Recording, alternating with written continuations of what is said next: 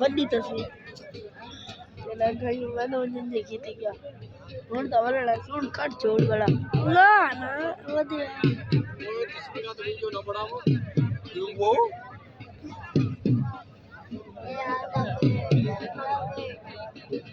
एक दाली स्टडी का ये होले कौन तरह के दाल वाला का के दादी चास नहीं ये होल्ड ये टिक कर रहा है टिकी हो रहा है खटल दिया तो